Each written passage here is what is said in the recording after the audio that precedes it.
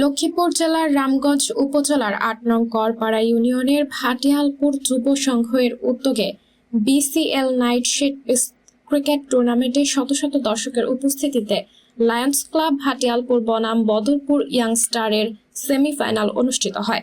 এ সময় Lions club ভাটিয়ালপুর ২০ রানের ব্যবধানে জয়লাভ করে সেমিফাইনালে উত্তীর্ণ হয়েছে।